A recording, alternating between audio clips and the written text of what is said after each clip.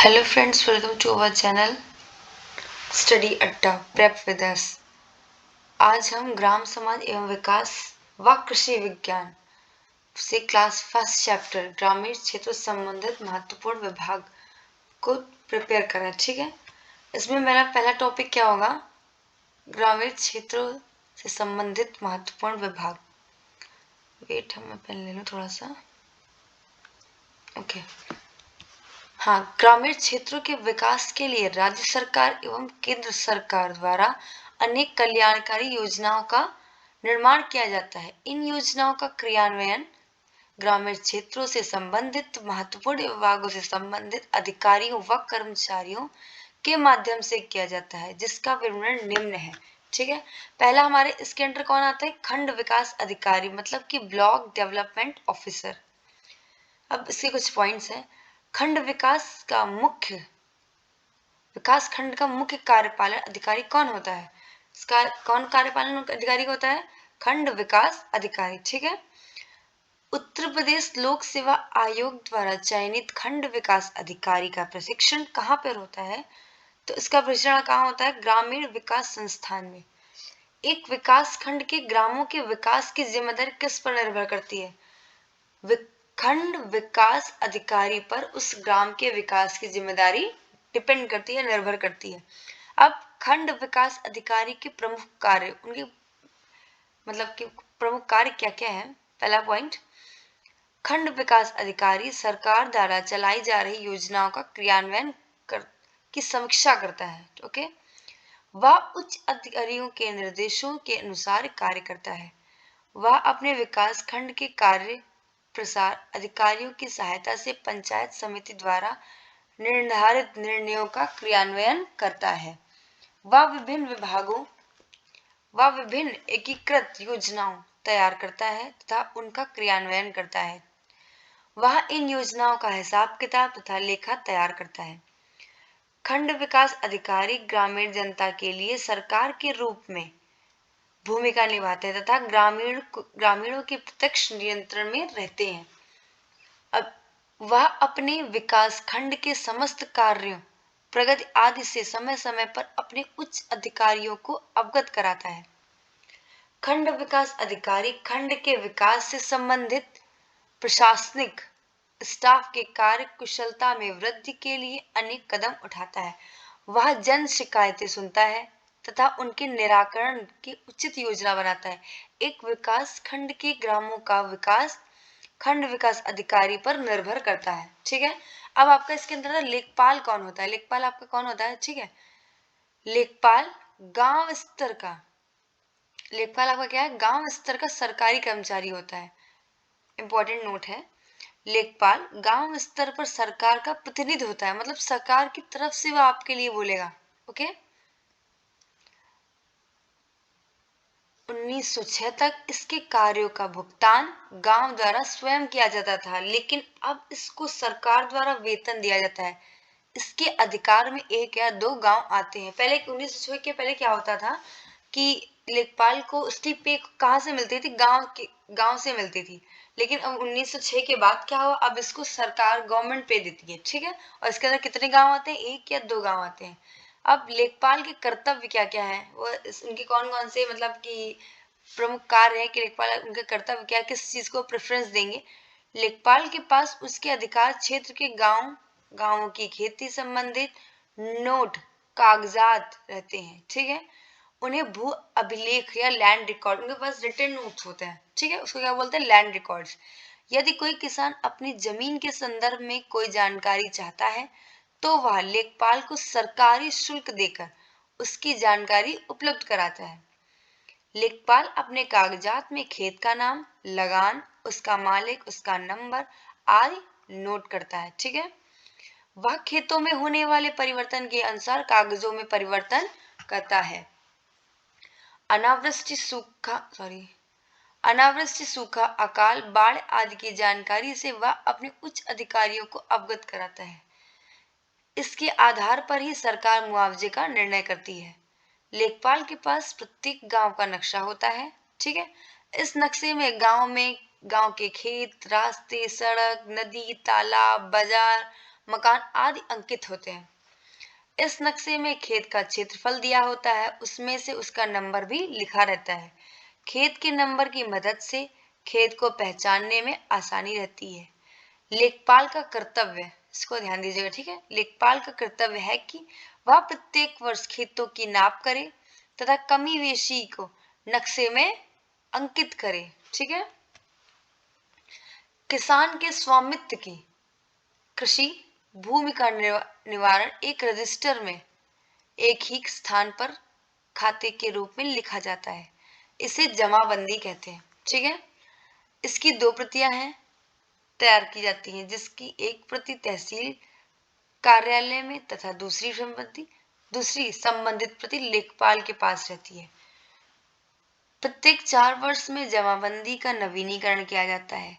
इन 4 वर्षों में किन्हीं कारणों से किसान के स्वामित्व की भूमि में कोई परिवर्तन होता है तो उसे लेखपाल द्वारा जमाबंदी रजिस्टर में लिख दिया जाता है। अगर कोई किसान के पास उसकी जमीन है, ठीक है, उसने किसी और के नाम की है, जैसे कोई किसान के पास जमीन है, उसने किसी और के नाम ट्रांसफर किया है, किसी और के नाम हुई है, ठीक है, तो फिर लेखपाल क्या करेगा, उसको अपने रिकॉर्ड्स में क्या करेगा, अपडेट करेगा, ठीक है। आजकल जमाबंदी का कार्य कंप्यूटर से भी किया जाने लगा है। इससे कम समय में ही किसान अपनी भूमि संबंधी आंकड़ों की जानकारी प्राप्त कर सकते हैं। अब इसमें इंपॉर्टेंट नोट क्या है, जब कृषि भूमि का आवासीय या व्यावसायिक प्रयोग होता है तो उस भूमि का रूपांतरण करना आवश्यक होता है। कृषि भूमि के गैर कृषि भूमि में बदलाव को भूमि रूपांतरण कहते हैं। समझिए आप, मतलब भूमि रूपांतरण किसको कहेंगे, जब भी हम कृषि भूमि, जो कृषि भूमि है उस अगर वो उपजाऊ नहीं है किसी वजह से, ठीक है, उपजाऊ नहीं है या फिर उसमें लोग घर बना रहे हैं, बस्ती बन रही है, तो क्या होगा कि लेखपाल ये चीज अपने पास नोट करेगा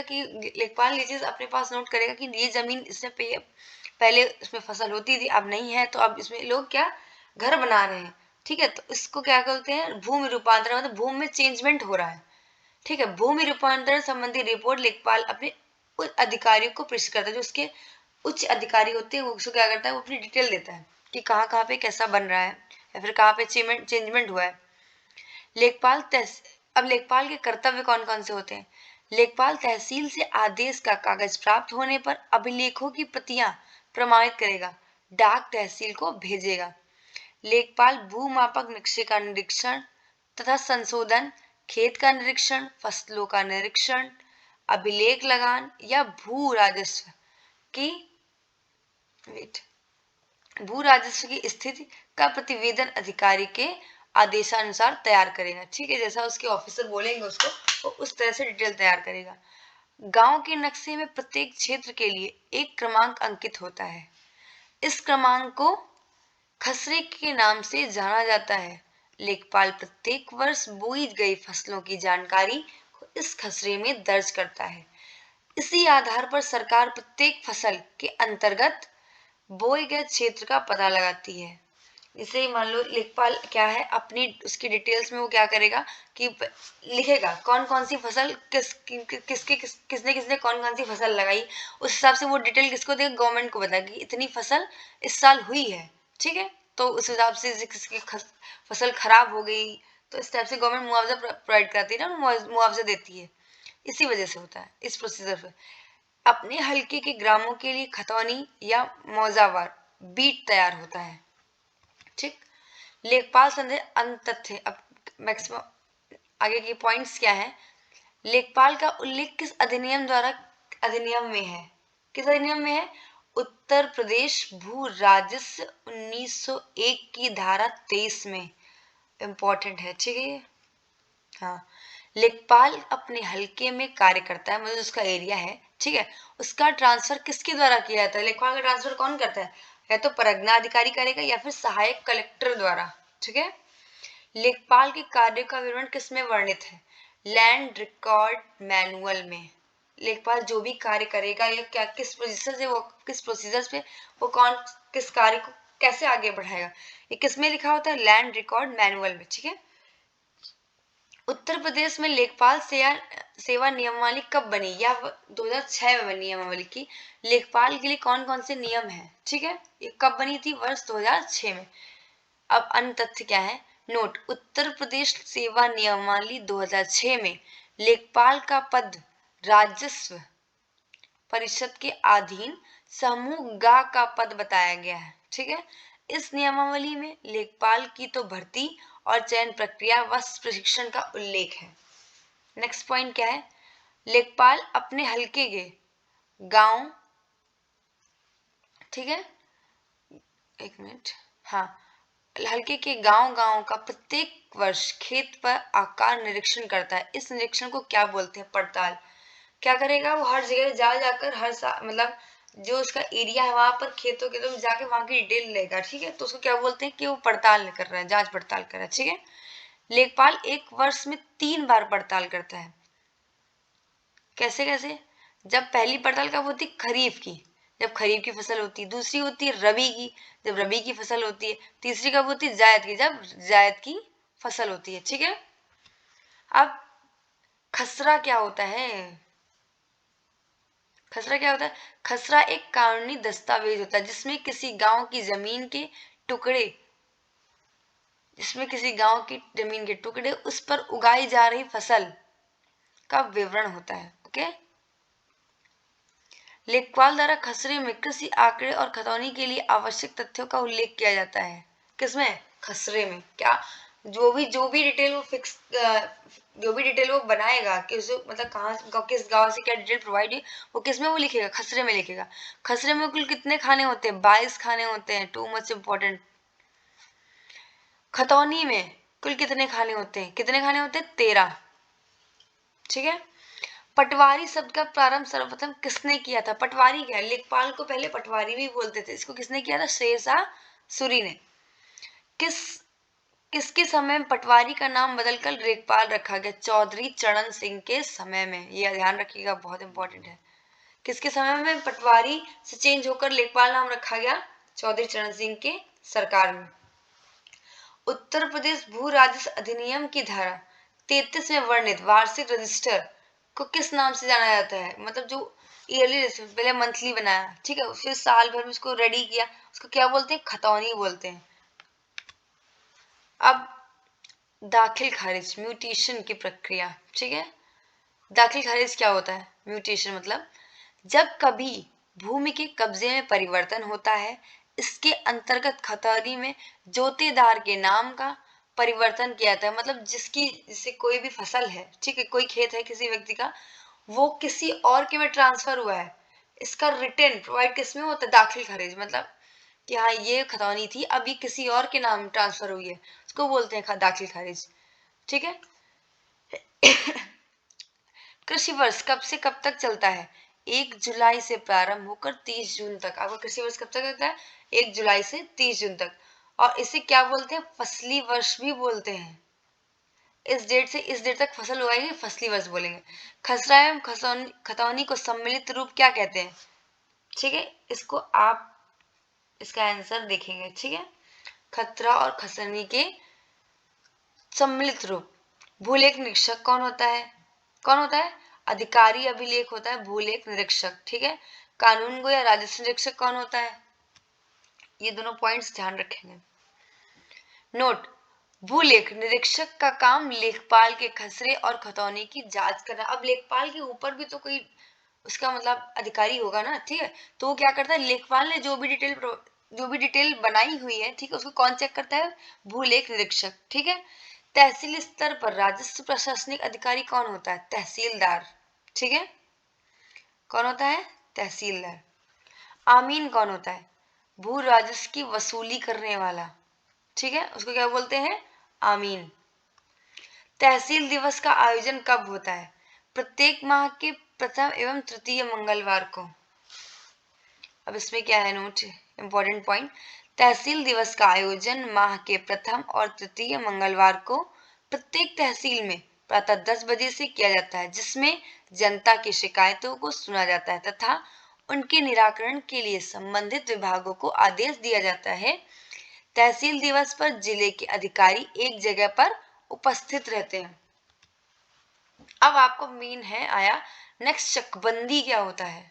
ठीक है, चकबंदी क्या होता है, देखते हैं। उत्तर प्रदेश में चकबंदी योजना का प्रारंभ सन 1954 में मुजफ्फरनगर जिले की कैराना तहसील में फर्स्ट टाइम हुआ। ठीक है, वह सुल्तानपुर जिले की मुसाफिर खाना तहसील, इसको बहुत इंपॉर्टेंट है, इसको आप याद रखिएगा। ठीक है, फिर इसमें सफलता मिलने के पश्चात चकबंदी योजना को सन 1958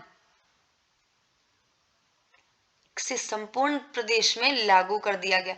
चकबंदी योजना के संचालन हेतु चकबंदी आयुक्त के अधीन चकबंदी विभाग का गठन किया जाता है। चकबंदी विभाग चकबंदी विभाग राजस्व विभाग के अंतर्गत आता है। मतलब आपका पहले आपका आएगा राजस्व विभाग देन आपका आएगा चकबंदी विभाग।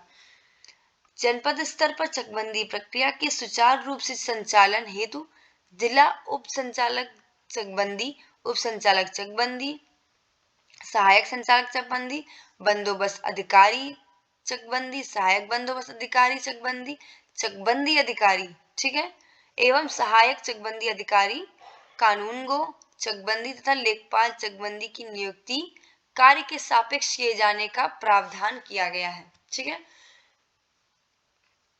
लेखपाल के अब चकबंदी लेखपाल क्या होता है, ठीक है, इसको देखते हैं। जब किसी क्षेत्र में चकबंदी की प्रक्रिया चलती है तब चकबंदी लेखपाल का काम सबसे महत्वपूर्ण होता है। ठीक है, चकबंदी के माध्यम से ही गांव के लिए आबादी भूमि निकाली जाती है। इसके माध्यम से किसानों के छोटे छोटे चकों में बटी हुई भूमि को एक जगह पर इकट्ठा किया जाता है, जिससे किसानों को कृषि कार्य करने में सुविधा और अधिक गहनता से कृषि कर सकें। जैसे कुछ लोग हैं, किसी की जमीन यहाँ पर है, किसी की यहाँ पर है, किसी की यहाँ पर, एक ही बंदे की अलग अलग जमीन है। अब चकबंदी होने से फायदा क्या होगा, उसकी सारी जमीन एक ही जगह हो जाएगी, वो 10 जगह काम न करके एक जगह काम करेगा सेम फसल में। ठीक है, अब चकबंदी, इससे कुछ इंपॉर्टेंट क्वेश्चन है। चकबंदी विभाग क्या कार्य करता है, वह किसानों की बिखरी जोतों को इकट्ठा करता है। चकबंदी विभाग का प्रमुख कौन होता है, इसका प्रमुख कौन होता है, चकबंदी आयुक्त, इंपॉर्टेंट है। ठीक है, जिला स्तर पर सर्वोच्च चकबंदी अधिकारी कौन होता है, जिला उप संचालक चकबंदी। ओके, चकबंदी लेखपाल चकबंदी आयुक्त के अधीन होते हैं, जबकि राजस्व लेखपाल किसके अधीन होते हैं, राजस्व लेखपाल होते हैं आपके डीएम के अधीन। ओके, चकबंदी के वास्तविक कार्य कौन करता है, चकबंदी का कौन काम करेगा, जिसके अंडर में आएगा चकबंदी लेखपाल के। चकबंदी प्रक्रिया राज्य सरकार की होती है, एक कल्याणकारी योजना है उनकी एक। ठीक है, उत्तर प्रदेश में जो चकबंदी अधिनियम कब बना, 1953 में। ओके, उत्तर प्रदेश भू राजस्व अधिनियम 1901 की धारा 23 में किसके संबंध में उल्लेख किया गया, लेखपाल के संबंध में है। कौन सा, 1901 के धारा 23 में।